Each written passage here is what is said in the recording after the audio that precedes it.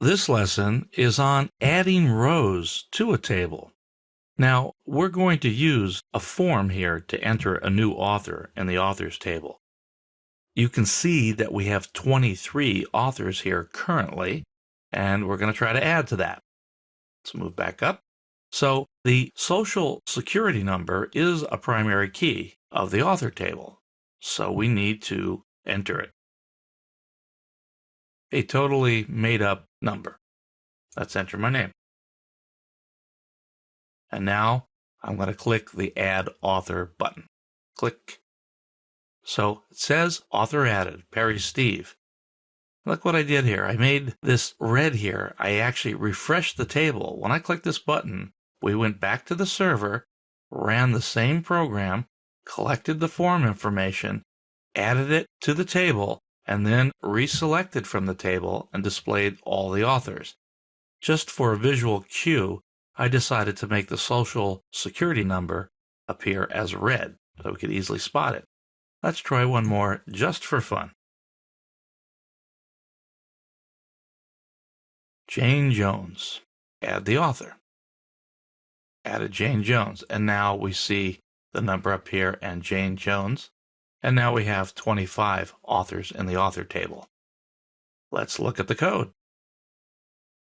Okay, we're at the top here. Let's move down.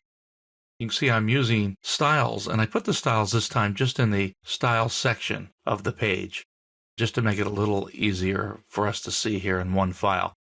Normally, of course, we keep things linked out to a .css file. So we got a form. This form's action tag calls itself, so we're always running this program recursively. Now you can see we have the Add Author ID. And that's where we saw the headings, enter social security number, last name, first name, and the submit button. Okay, so that's where that is. And I named these things I put my in front of it. I wanted to keep it clear that this is something that I entered and it wasn't something coming from the database or elsewhere. So my first name, my last name.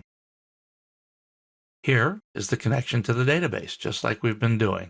The MySQL Connect, selecting the particular database. So one of the first things I do is I get this data from the form, the three fields, my last name and my first name. I check to see if they're there. The first time we run this program, they won't be there. They will not be set. So this will fail, and I'll default them to be an empty string. There's nothing between the two ticks there. So it'll just be empty, and that's what we saw. After that, if the user entered anything, we will see that information in this variable. In fact, I trim it. If someone enters an extra space before or afterwards, I go ahead and I get rid of that. Right as I'm getting the data, I trim it and put it in this variable. Down here, after I check them all, I'm now going to make sure that they're all filled in. So what I'm asking here is, did they enter something, or is the social security number blank? Or is the last name blank? Or is the first name blank?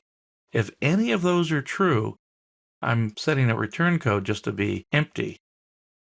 And I don't run the function that inserts an author. I don't want to insert a blank author. Of course, the database won't let me because all of those fields are required with a not null constraint. But why even go there? I can check ahead of time, validate the data, make sure that it's not empty. So let's assume they filled it out, just as you saw me do. Then we're going to fall through and run this insert author function. Now, one of the things I pass to it is the database connection string, the $db. I'm going to pass that as a parameter, and then the three pieces of information. So let's go all the way down. I wrote that down at the bottom of the program. I have a function area after the ending HTML. So here it is. And I just gave them the same names that they had coming in. Nothing wrong with that. So here I'm building a statement. I just called it $statement. Insert into author the three columns that I want to fill in. I give it the values. And now look at this. This is what really confuses people. This concatenated string. What I'm doing, let's break this up. I'm passing a single tick as the first part of the string. Then I concatenate that with the actual social security number. Then I concatenate that with the closing single tick here, a comma, a space, and then the beginning single tick for the next field, which is the last name. So that's another string concatenated with my last name. I do that again. I concatenate that here, the ending tick, the comma, the space, the beginning single tick to put the first name in here. I'm concatenating. But at the end of this, of course, I only need a single tick. I don't need an additional comma. In fact, that would be an error. And then I put the ending parentheses there. Now, interestingly, even though I'm doing an insert statement and not a select statement, you still run the MySQL query function. Seems to be kind of a misnomer, but that's the way it is. So you pass the statement to it, and you receive a result. But the result from an insert statement is different. It doesn't hold a grid full of data. It can hold other information. Well, basically, we can determine whether or not we have an error. So I did this a little bit different. I basically said if $result, basically, if it ran okay, is it true? Then I echoed out that statement, authors added, and I repeated the author name that we did add successfully. And I returned the social security number back to the call of this. We'll go look at that in a minute. If it's not okay, if the result didn't run okay, then I go ahead and I do the normal error thing. But there's a twist when we're inserting data. You have to look specifically at error 1062. And what that says is the author is already in the table. And I tell them which author we're trying to insert. Now, that isn't always an error. It's an error to SQL because it's not going to allow us to insert another author, a duplicate with that social security number. We have to make sure that. So it is an error from a SQL standpoint. From our standpoint, we might not care. And so we might want to handle it over and over. You may have a collection of data where there might be duplicate authors coming in. The data is just in 2 or more places. And you may be able to essentially just blow it off and not even worry about it. Just as long as the author gets put in there once, that's fine. So if it's not a special 1062 error, then we just give the normal error messages and return not added. So let's go to the top part of the program where we started this.